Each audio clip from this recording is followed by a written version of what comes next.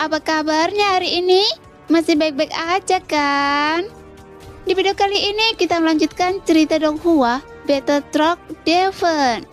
Oke, nggak usah lama-lama lagi, kita langsung aja ke cerita. Yang lebih penting, kekuatan naga petir di kesengsaraan Kaisar Bintang 8 sangat luar biasa. Bahkan Soyan kemungkinan besar harus membayar harga yang cukup mahal. Namun Soyan memutuskan untuk mengamati terlebih dahulu dan membiarkan keempatnya berlatih sebelum bertindak. Ini akan menjadi pengalaman berharga bagi mereka, karena menghadapi makhluk yang lebih kuat dari diri mereka sendiri akan melepaskan potensi mereka. Sebuah kasus mencari keberuntungan di tengah bahaya. Kultivasinya pun serupa, setiap kesengsaraan Kaisar adalah ujian, batu loncatan menuju pertumbuhan. Guntur dan hujan adalah berkah ilahi yang harus ditanggung. Naga petir muncul perlahan tetapi sebenarnya sangat cepat, mencapai keempatnya dalam sekejap mata. Semua orang di Bahtera tanpa rasa takut berhenti berkultivasi, menyaksikan pemandangan yang terbentang di langit dengan ekspresi tegang. Apakah ini kesengsaraan Kaisar Bintang 8? Mengapa saya tidak mengalaminya selama kesengsaraan saya? Mata Nan Erming dipenuhi dengan keheranan saat melihat keempat naga petir itu. Dia telah menembus ke tingkat bintang 8 sebelum keempatnya, tetapi dia belum pernah menghadapi situasi ini selama terobosannya. Dengan saya di sini, apa gunanya semua ini? Suara kesal Raja Sisik Naga bergema di benak Nan Erming. Nan Erming terdiam, tampaknya jiwa di dalam dirinya memang sangat kuat. Bahkan Kaisar Kesengsaraan pun harus mengakui kekuatannya. Aura yang begitu kuat, saya bertanya-tanya apakah mereka bisa melawannya. Kesengsaraan Kaisar Bintang 8 begitu kuat, cukup untuk dengan mudah menghancurkan yang bintang 7. Mata semua orang menunjukkan ketakutan dan mereka tak kuasa menahan keringat dingin melihat keempatnya. Mereka tampak lebih gugup daripada keempatnya yang sedang menjalani kesengsaraan. Pada saat ini hanya Longyi setelah melihat keempat naga petir itu tiba-tiba berdiri. Matanya bersinar terang dan kilat menyambar tubuhnya. Melihat keempat naga petir itu tampaknya membuat Longyi bersemangat. Qiu-Qiu di samping Longyi juga terkejut. Melompat-lompat dan menatap Longyi dengan rasa ingin tahu. Saya merasa mereka agak mirip dengan saya, kata Longyi dengan mata sedikit menyipit. Qiu-Qiu melompat-lompat dan menggumamkan sesuatu dan senyum tipis muncul di wajah Longyi. Jangan khawatir, tidak akan ada bahaya, kata Longyi kepada Qiu-Qiu. Setelah berbicara, Longyi mencodongkan tubuh dan langsung terbang keluar dari Bahtera tanpa rasa takut. Semua orang terkejut, terutama Zeni dan Nan Erming yang sangat bersemangat. Kesengsaraan Kaisar Bintang 8 ini bukanlah hal yang sepele. Kekuatan Longyi saat ini hanya berada di tahap akhir tingkat bintang 7. Selain Xiuzhan, tidak ada orang lain yang bisa berpartisipasi. Ayah, saya merasa naga petir ini adalah kesempatan bagi saya. Mungkin saya bisa merobos dengan ini. Longyi mengirimkan suaranya kepada Xiuyan yang sedang mengamati dari jauh. Xiuyan memandang Longyi yang terbang keluar dari Bahtera tanpa rasa takut dan sedikit murutan kening. Longyi awalnya terbentuk dari petir dan wujud aslinya adalah roh petir. Keempat naga petir yang muncul di langit memang agak mirip Longyi, tetapi naga petir ini pada dasarnya berbeda dari Longyi. Meskipun naga petir ini menyerupai naga dan tampak hampir memiliki kesadaran, sebenarnya mereka tidak memiliki kecerdasan sama sekali. Mereka hanyalah cobaan yang terbentuk dari kehampaan, diatur oleh hukum langit dan bumi, bukan makhluk spiritual. Namun mereka mengandung guntur langit dan bumi dan memiliki energi yang cukup besar. Jika Longyi dapat memilikinya, itu memang akan menjadi keberuntungan besar. Longyi, ini tidak seperti cobaan pil. Naga guntur yang terbentuk dari cobaan Kaisar Bintang 8 kemungkinan akan sulit untuk Anda resap. Jika Anda tidak dapat menahannya, Anda akan berada dalam bahaya hancur berkeping-keping. Sudahlah, Anda memikirkannya. Xiaoyan memberitahu Longyi kemungkinan hasil terburuk. Dia tidak tahu apa yang akan terjadi, atau apakah Longyi dapat menyerap cobaan Kaisar Bintang 8. Namun karena Longyi telah menyebutkannya, dia secara alami merasakan sesuatu. Saya mengerti, Ayah. Saya merasa saya bisa melakukannya. Cahaya tekad muncul di mata Longyi dan Xiaoyan mengangguk dengan sungguh-sungguh. Hati-hati, jangan dipaksakan. Xiaoyan memberi instruksi, matanya tertuju pada langit. Dia yakin dia bisa menyelamatkan Longyi tepat waktu jika terjadi sesuatu. Jadi membiarkan Longyi mencoba bukanlah hal yang mustahil. Longyi mengangguk, matanya menunjukkan ketegasan dan tekad. Dia tentu tahu bahaya yang terlibat, tetapi perasaan dipanggil begitu kuat. Keempat naga petir itu telah memperlihatkan sebagian besar tubuh mereka. Longyi tidak lagi ragu-ragu, dia berbalik dan naga petir emas 9 tingkat tinggi muncul. Dibandingkan dengan naga petir langit, tubuh Longyi tidak kalah mengesankan. Ukurannya pun sebanding. Naga petir emas 9 tingkat tinggi bergemuruh dengan kilat. Dengan sekali kibasan tubuhnya, ia melesat ke arah keempat naga petir di langit, melewati keempat orang itu. Kemunculan Longyi mengejutkan keempatnya. Mereka semua siap menghadapi keempat naga petir itu, tetapi tubuh naga emas Longyi yang besar bergemuruh dengan kilat, menyerbu ke arah mereka. Longyi! Xiaoyan dan 3 lainnya tercengang. Longyi baru berada di tahap akhir alam 7 bintang. Kesengsaraan Kaisar 8 bintang sangat menghancurkan baginya. Bahkan dengan tubuh fisiknya yang kuat, satu sambaran petir saja akan membunuh atau melukainya dengan serius. Apa yang harus kita lakukan? Apakah Longyi sudah gila? Dia tidak mungkin mampu menahan kesengsaraan Kaisar Bintang 8. Xiaoyan juga cemas. Melihat Longyi melesat ke langit, tidak tahu harus berbuat apa. Semuanya, jangan panik. Longyi bisa menyerap kesengsaraan pil. Mungkinkah dia ingin menyerap kesengsaraan Kaisar Bintang 8 kita? Mata Feng Feng sedikit menyipit, tampak agak lebih tenang. Xiaoyan, Zijing, dan King Mu'er sangat cemas. Dan setelah mendengar ini mereka langsung terkejut. Tampaknya Longyi memang bisa menyerap petir. Tapi itu hanya kesengsaraan pil. Ini adalah kesengsaraan Kaisar Bintang 8. Lebih dari 100 kali lebih kuat dari kesengsaraan pil. Longyi baru berada di tahap akhir tingkat bintang 7. Yang terpenting, apa yang dia dapatkan sekarang bukan hanya satu kesengsaraan Kaisar Bintang 8. Tetapi gabungan kesengsaraan Kaisar Bintang 8 dari kita berempat. Bagaimana Longyi bisa menahan 4 kesengsaraan Kaisar Bintang 8? Ekspresi King Mu'er agak serius. Tindakan Longyi yang gegabah melesat ke langit membuat mereka sangat khawatir. Tepat ketika keempatnya dipenuhi kecemasan dan keterkejutan, Longyi telah menembus awan. Tubuh naga emasnya besar menghilang ke dalam awan badai yang gelap. Awan yang tadinya berkilat tiba-tiba menjadi sunyi, dan keempat naga petir yang perlahan turun itu langsung berhenti bergerak. Seolah-olah semuanya membeku pada saat itu. Percakapan keempatnya juga terputus oleh perubahan mendadak ini, dan mereka semua menatap langit dalam diam. Wajah mereka perlahan menunjukkan keterkejutan. Kilat di langit sebenarnya berkurang, dan keempat naga petir yang terkondensasi itu tidak lagi bergerak maju, tetapi perlahan mundur ke dalam awan. Ini, keempatnya tercengang. Kesengsaraan Kaisar Bintang 8 mereka sebenarnya diserap oleh Longyi. Meskipun mereka belum bisa memastikan, kekuatan penindasan kesengsaraan Kaisar sekarang terus bergeser menjauh dari tubuh mereka. Mereka masih bisa mendengar guntur yang teredam di awan badai, tetapi tidak ada lagi guntur yang terbuka. Dan bahkan kilatan petir pun menjadi langka. Di bawah pengawasan semua orang, awan petir yang membentang ribuan mil mulai berputar lagi, bergerak perlahan dan berirama.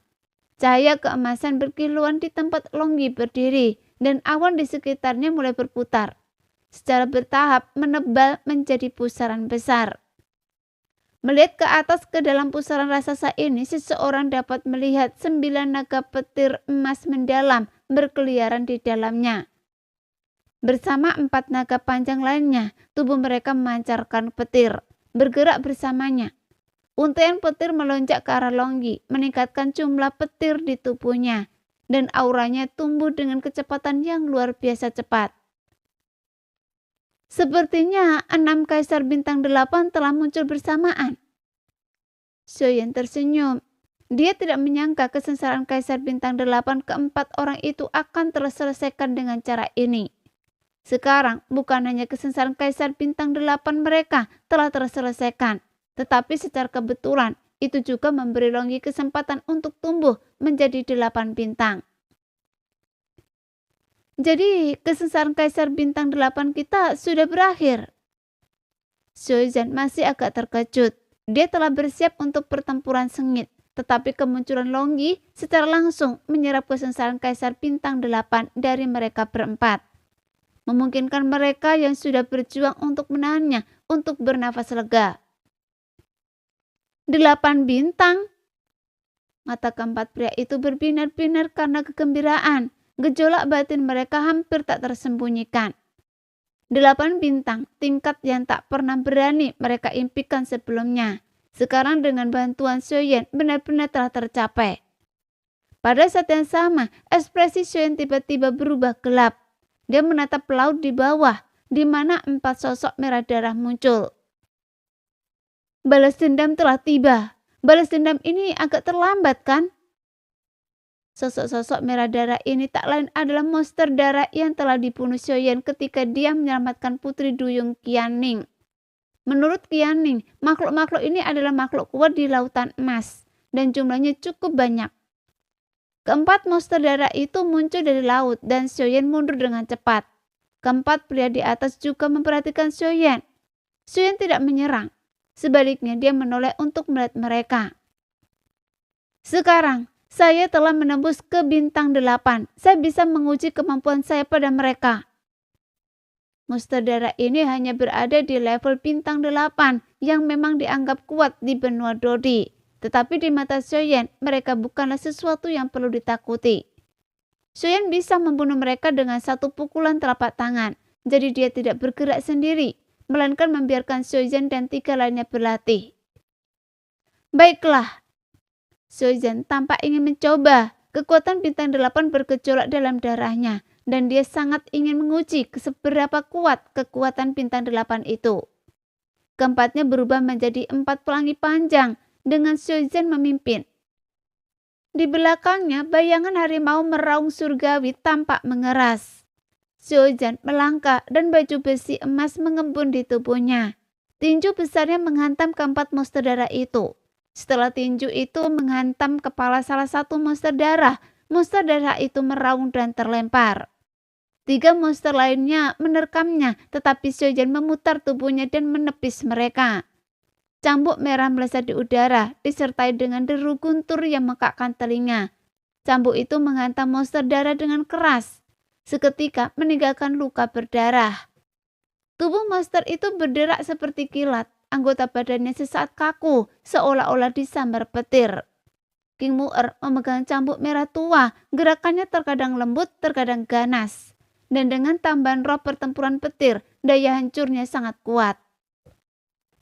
Sosok Zijing berkedip dan 100 hantu muncul di sekitarnya. Hantu-hantu ini bergerak sangat cepat, saling berterjalin dan kabur. Membuat monster darah tidak mungkin membedakan antara kenyataan dan ilusi. 100 hantu Zijing menyerang salah satu monster darah. Dalam sekejap 100 hantu itu menyatu kembali menjadi satu.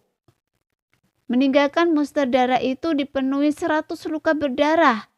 Tidak ada 1 inci pun tubuhnya yang tidak terluka. Kilatan cahaya ungu muncul di mata Zijing dan kilatan serupa muncul di leher monster darah itu. Tatapan monster itu terhenti sejenak dan kemudian di detik berikutnya kepalanya terputus. Zijing telah memusnahkan salah satu dari mereka. Di sisi lain, niat pedang Feng Feng bagaikan angin, memegang pedang pendek. Kilatan cahaya biru mengubahnya menjadi pedang biru yang berat. Dia melepaskan 3 serangan pedang, masing-masing lebih kuat dari sebelumnya, membuat monster darah itu benar-benar tak berdaya. Akhirnya, dia mengangkat pedang biru yang berat dan mengayunkannya dengan ganas, menghancurkannya menjadi satu tebasan biru yang menyapu. melenyapkan monster darah, dan meninggalkan mayatnya yang tak bernyawa jatuh ke laut emas di bawah. Xiaoyan mencengkram monster darah, meraung dan melayangkan pukulan. Rahang besar harimau melolong surgawi muncul di depan tinjunya.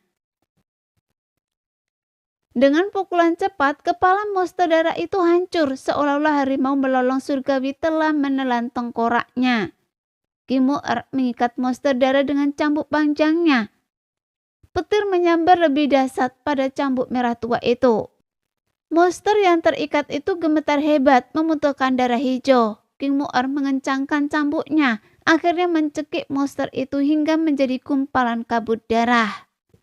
Keempat monster darah itu dengan mudah dikalahkan oleh keempat orang yang baru saja menembus level bintang 8. Tidak buruk. Xiaoyan bertepuk tangan tanda setuju setelah melihat kekuatan bertarung keempatnya yang dahsyat. Seperti yang Xiaoyan duga, setelah menembus level bintang ke-8, semua orang akan memiliki kemampuan untuk menjelajahi samudera emas. Setelah selesai, keempatnya menghampiri Xiaoyan, menyeka darah dari senjata mereka dan menatapnya dengan ekspresi bingung. Tuan Muda Xiao, monster jenis apa ini? Tanya Xiaoyan, dan ketiga lainnya menatap Xiaoyan dengan pertanyaan yang sama. Yah, saya rasa penampilan monster darah ini agak mirip dengan monster jiwa yang bertarung melawan raja pemakan jiwa sebelumnya. Feng Feng telah dengan cermat memeriksa penampilan monster darah ini sebelumnya. Mereka memiliki anggota tubuh yang panjang dan bercak merah darah yang besar di tubuh mereka, persis seperti monster jiwa raja pemakan jiwa. Xiaoyan menatap mayat monster darah yang telah jatuh ke samudera emas dan perlahan tenggelam ke dasar laut. Matanya sedikit menyipit. Bukan hanya Feng Feng yang mengatakannya, dia juga memperhatikan bahwa monster darah di lautan emas memang terlihat mirip dengan monster jiwa raja pemakan jiwa. Saya pernah bertemu mereka sebelumnya, tapi hanya satu. Kekuatan mereka mirip dengan 4 yang Anda bunuh. Penampilan mereka memang aneh, agak menyerupai monster jiwa raja pemakan jiwa. Mungkinkah ada hubungan antara keduanya? Atau mungkin monster darah ini dan monster jiwa yang dimurnikan oleh raja pemakan jiwa dibuat menggunakan metode yang sama? Xiaoyan juga bingung. Monster-monster ini semuanya berwarna merah darah, dengan warna yang mirip dan anggota tubuh yang panjang. Satu-satunya perbedaan adalah monster jiwa raja pemakan jiwa merupakan manusia dengan fitur wajah. Sementara monster darah yang muncul dari lautan emas itu halus seluruhnya. Seolah-olah mereka memiliki cairan kental di tubuh mereka. Mungkin cairan kental inilah yang memungkinkan mereka pada 8 bintang untuk tetap tidak berpengaruh oleh air laut emas. Apakah ini jenis monster di bawah lautan emas? Itu bukan masalah besar. Saya bahkan belum melepaskan kekuatan penuh saya, jadi saya bisa mengatasi keempatnya sendirian, kata Xiaoyan sambil menepuk dadanya. Setelah naik ke bintang 8, Xiaoyan berbicara dengan lebih percaya diri. Dia tidak melebih-lebihkan. Meskipun keempat monster ini memiliki aura bintang 8, serangan mereka sebenarnya terlalu sederhana dan memang tidak perlu ditakuti. Saya rasa monster darah ini tidak lebih dari prajurit udang dan jenderal kepiting. Lautan emas ini jauh dari sederhana. Pikirkan saja, bahkan beberapa monster darah yang muncul secara acak adalah bintang 8. Jadi tidak mengherankan jika yang lebih kuat adalah bintang 9. Yang paling mengkhawatirkan adalah ada juga makhluk dengan kekuatan dosian di lautan ini. Maka itu akan menjadi masalah nyata. Ekspresi Xiaoyan tampak serius. Ini adalah tebakannya yang berani dan itu tidak masuk akal. Para duyung sangat takut pada mereka dan konon bahkan ada naga di antara mereka. Namun monster darah ini masih berkeliaran bebas, menunjukkan bahwa monster darah ini sangat kuat. Bahkan jika monster darah ini tidak kuat, jumlah mereka tetap mencengangkan. Xiaoyan dan kelompoknya saat ini hanya berada di tepi laut emas. Jika mereka pergi lebih dalam, beberapa saja tidak masalah. Tetapi jika ada ratusan atau ribuan, bahkan Xiaoyan sendiri akan menghadapi ancaman yang cukup besar. Tuan Muda Xiao, jangan coba menakut-nakuti saya. Selama pergolakan dahsyat benua Dodi, makhluk seperti Dosian telah musnah sejak lama. Bagaimana mungkin? Jika demikian, mengapa para ahli Dosian bersembunyi di lautan emas ini? Di benua Dodi saat ini, Dosian sangat kuat, mampu mengendalikan angin dan hujan, dan memiliki apapun yang mereka inginkan. Kekuatan mana yang tidak akan mengikuti jejak mereka? Xiaozhen merutkan bibir, jelas tidak percaya klaim Xiaoyan bahwa ada Dosian di lautan emas ini. Meskipun saya tidak yakin apakah ada Dosian di laut ini, saya yakin ada hal-hal di laut ini yang bahkan saya pun tidak bisa tangani. Itulah mengapa saya belum memimpin kalian semua ke laut. Saya perlu meningkatkan kekuatan kalian lebih lanjut. Setelah saya menembus ke tahap akhir 9 bintang, jika saya menggunakan teknik bertarung tim sekarang, saya mungkin bisa mencapai puncak 9 bintang. Dalam hal itu, bahkan jika ada Dosian, saya masih bisa melawan mereka, kata Xiaoyan dengan suara berat. Nadanya sama sekali tidak bercanda. Karena dewa penjaga mengharuskan Xiaoyan menjadi Dosian sebelum dia bisa pergi ke laut. Pasti ada makhluk yang sangat kuat di laut. Entah sekelompok 9 bintang atau monster dengan kekuatan Dosian. Karena Tuan Muda Xiao mengatakan demikian, saya rasa Anda tahu beberapa informasi. Setelah Longyi menyerap kesengsaraan Kaisar 8 bintang kita, dia juga seharusnya memiliki kesempatan untuk mencapai 8 bintang.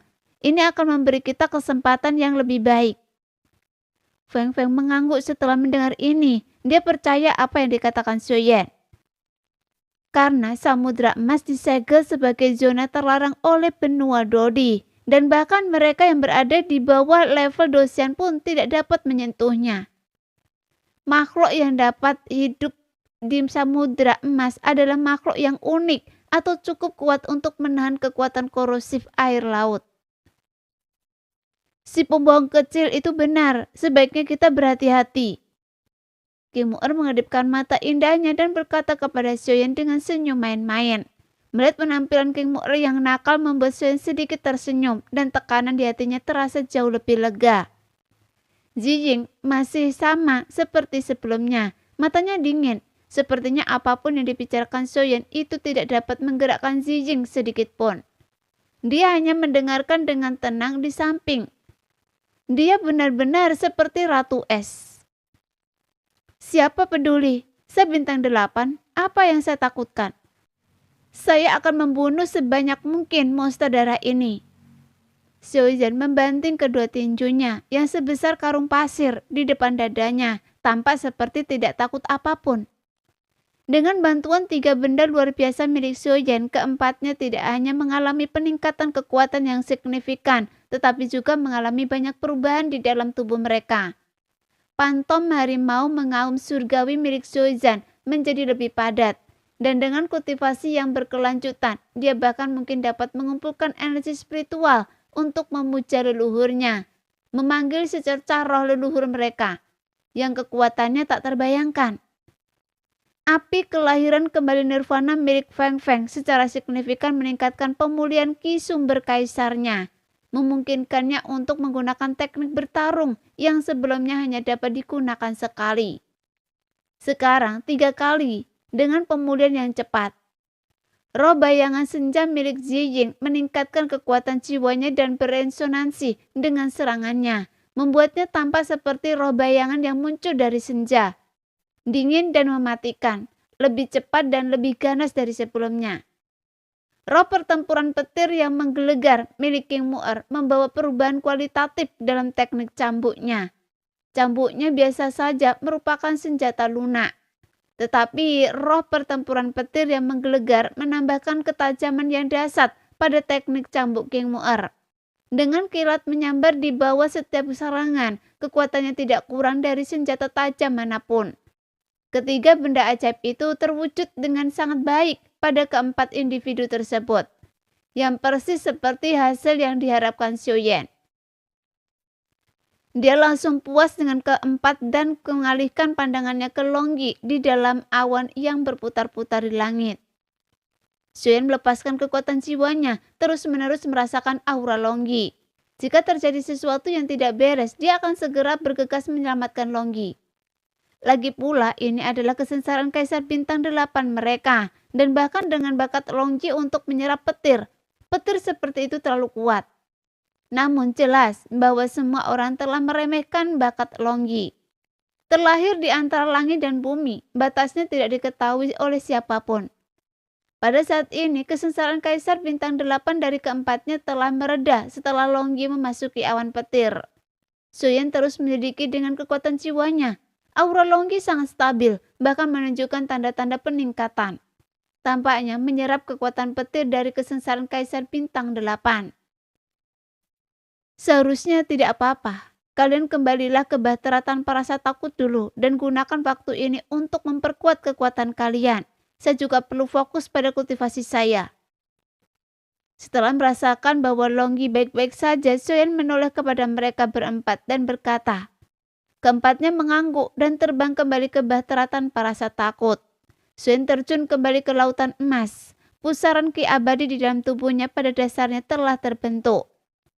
Setelah beberapa waktu, Suyen seharusnya dapat menembus ke tahap akhir alam bintang 9, sehingga melangkah lebih dekat untuk menjadi dosian. Di lautan emas tidak ada angin, namun ombak melonjak semakin tinggi. Seluruh lautan bergema dengan suara gemuruh air yang saling bertabrakan. Di bawah permukaan laut tampak tenang, tetapi sebenarnya ada arus bawah dibandingkan dengan ombak besar di permukaan. Arus bawah ini sebenarnya lebih berbahaya karena kekuatannya jauh lebih besar daripada yang terlihat. Bahkan Suyen harus menggunakan sege spiritualnya untuk memadatkan baju zirah spiritual untuk menahan dampak arus bawah ini.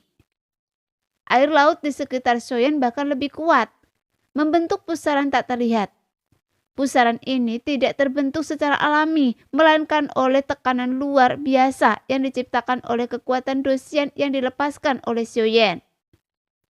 Pada saat ini, ki asal abadi di dalam tubuh Suyen sudah sangat padat. Dibandingkan dengan tahap awal alam 9 bintang, perbedaan ki asal abadi seperti antara kolam dan lautan.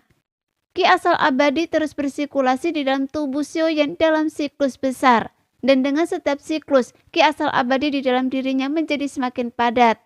Memadatkan pusaran ki bukanlah sesuatu yang dapat dicapai dalam sekali jalan. Kultivasi tampaknya telah kembali ke awalnya. Memadatkan pusaran dogi meskipun serupa maknanya pada dasarnya berbeda. Memadatkan pusaran ki abadi tidak hanya berbahaya, tetapi kegagalan juga membutuhkan investasi waktu yang lebih besar. Dan kegagalan bukanlah hal yang baik. Semakin banyak kegagalan, semakin rendah peluang untuk menembus batas. Pusaran ki yang dibentuk oleh ki asal abadi di dalam tubuh Suyen telah menyelesaikan siklus besar, terus-menerus mengeluarkan suara berdengung. Jelas sekali itu belum sepenuhnya terbentuk, tetapi hanya satu langkah terakhir yang tersisa. Selama pusaran ki tidak menghilang, dia akan mampu menembus ke tahap akhir alam 9 bintang. Suyen sangat fokus ketika dia merasakan sesuatu yang tidak beres. Puluhan aura muncul di sekitarnya. Dia mengumpat dalam hati, ini adalah momen krusial. Sialan, kenapa sekarang? Jika saya terganggu, akan butuh waktu lebih lama untuk memadatkan energi ini. Saya harus berhasil pada percobaan pertama. Rasa dingin menjalari tulang punggung Suyen dan gelombang amarah muncul dari dirinya. Dia tahu tanpa ragu bahwa aura-aura ini adalah monster darah yang telah dikirim ke kematian mereka. Suyen sangat marah, tetapi dia tidak berani teralihkan. Jika pusaran energi abadinya runtuh, semua usahanya akan sia-sia. Yi kecil, Suyen hanya bisa memanggil dalam hatinya. Sementara itu, sebebas api surgawinya juga dipadatkan. Itu seharusnya cukup untuk menopangnya untuk sementara waktu. Xiuyi muncul. Tangan kecilnya terulur dan teratai api memadat. Kemudian ia melemparkannya secara membabi buta ke arah aura-aura tersebut, menyebabkan aura-aura itu meledak seketika. Seluruh permukaan laut dan bahkan dasar laut diliputi api, menciptakan gelombang yang menjulang tinggi. Namun mungkin karena lingkungan bawah laut, kekuatan teratai api ini terasa lebih lemah. Ada lebih dari 10 aura dan bentuknya secara bertahap menjadi lebih jelas. Seperti yang Suyen duga, mereka memang monster darah lagi. Tapi kali ini ada satu sosok di antara mereka yang bahkan lebih merah daripada yang lain. memancarkan aura yang mencapai 9 bintang. Teratai api Sioyi jelas tidak bisa menghentikan mereka. 11 api surgawi di sekitar Sioyen juga melepaskan kekuatan mereka secara bersamaan. Masing-masing melepaskan kekuatan penghancur yang dahsyat. Di bawah gempuran itu, beberapa monster darah hancur berkeping-keping, tetapi sebagian besar tidak terluka dan melanjutkan serangan mereka. Hampir sampai. Saraf Sioyen menegang, dia memadatkan pusaran ki abadinya seolah-olah menggambar lingkaran di atas kertas, dan lingkaran ini hanya tinggal satu goresan lagi untuk selesai. Monster darah itu telah menembus pertahanan Sioyi dan 11 api surgawi. Lagi pula mereka hanyalah roh api Sioyen, dan setelah menyatu dengannya kekuatan mereka sangat terbatas. Secara individu mereka hanya sebanding dengan ahli bintang 7 puncak, bahkan tidak mencapai bintang 8. Jadi bagaimana mungkin mereka bisa menghentikannya? Namun Sioyen masih memiliki sedikit waktu sebelum terobosannya. Monster darah itu sudah berada di depannya. Cakarnya terentang mencabik-cabiknya. Aura merahnya bahkan lebih kuat, menunjukkan monster darah bintang 9, membuatnya sangat cepat. Ia sudah berada di atas Sioyen. Kelopak mata Sioyen berkedut seolah ingin membukanya. Jika benar-benar tidak dapat dihindari, ia harus membatalkan terobosannya. Meskipun monster darah itu memiliki aura bintang 9, hampir tidak mungkin baginya untuk melukai Sioyen. Ia memiliki tubuh dosian yang lebih dari cukup untuk memastikan keselamatannya. Meskipun demikian, itu masih dapat mempengaruhi terobosan Sioyen yang lebih fatal daripada cedera. Sioyen tidak punya banyak waktu lagi dan dia tidak ingin melepaskan kesempatan seperti itu. Tepat ketika Sioyen tidak menyerah, dia mendengar suara seperti ombak yang menerobos air. Dengan suara yang tajam, sebuah trisula menembus tubuh monster darah bintang 9 di bawah laut. Monster itu meraung dan menatap tajam ke kedalaman. Mulutnya terbuka untuk mengeluarkan raungan tanpa suara. Monster darah lainnya segera melihat ke bawah. Beberapa sosok muncul dari air. Jika Sioyen membuka matanya, dia akan mengenali salah satunya, Putri Duyung Qianing, yang telah dia temui sebelumnya. Dia tiba tepat pada waktunya untuk terobosan Sioyen, dan dia tidak menyangka akan bertemu dengan monster darah. Di sampingnya berdiri beberapa sosok dengan ekor ikan panjang dan tubuh bagian atas yang sangat kuat. Masing-masing memegang trisula dan menatap tajam ke arah monster darah. Tampaknya mereka menyimpan dendam yang dalam.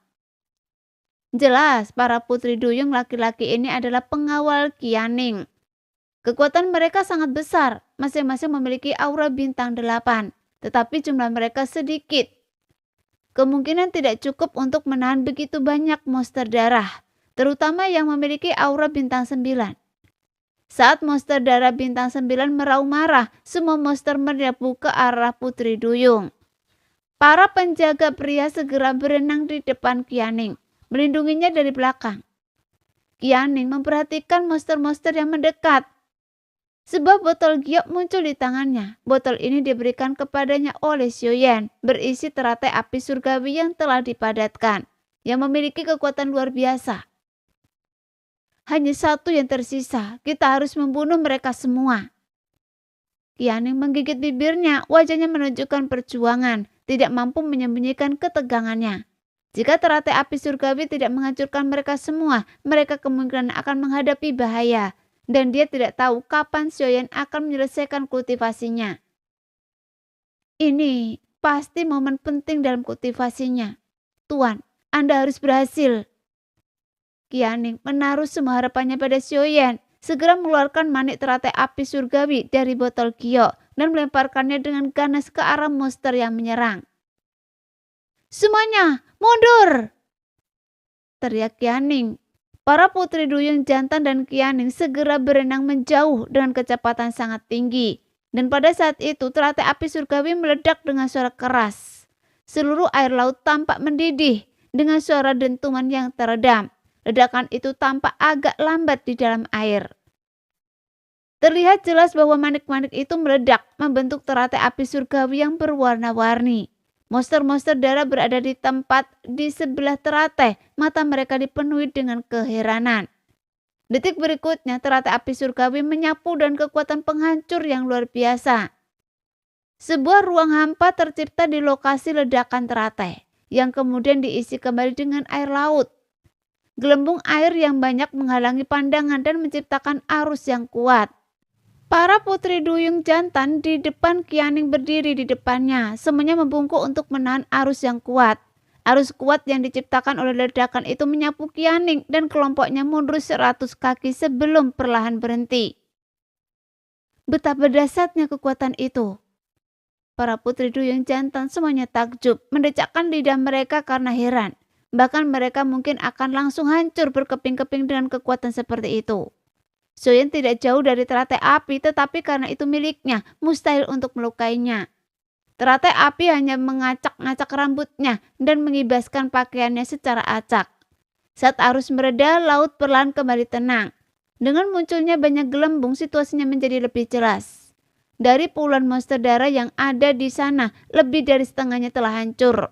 Bahkan monster darah bintang 9 tampaknya terluka dan sekarang semakin marah.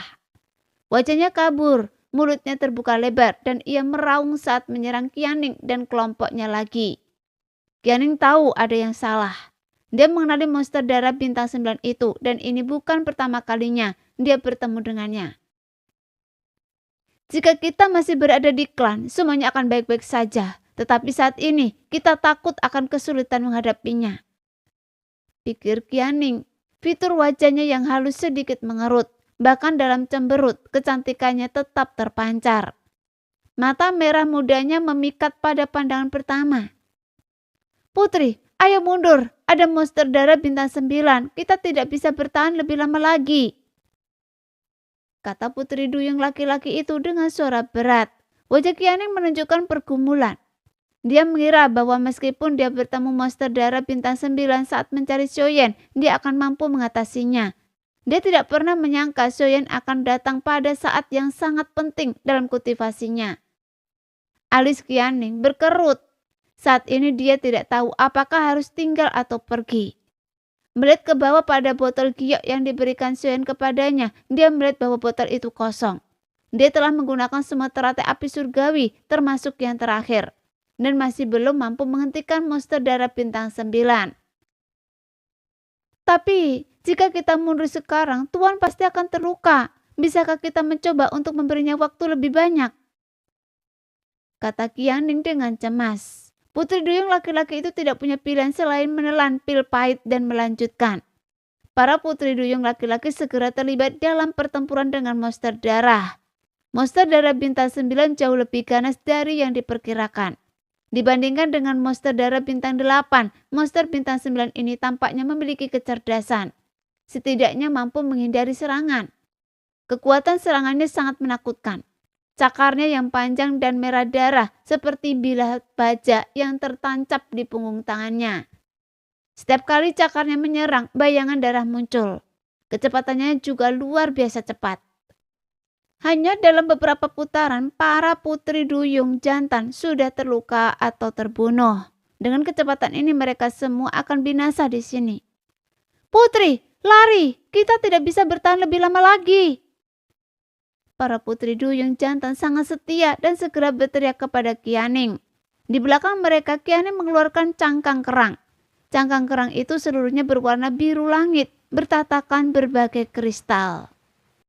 Nah, sekian dulu cerita kali ini. Kita lanjut lain hari ya guys ya. Bye-bye.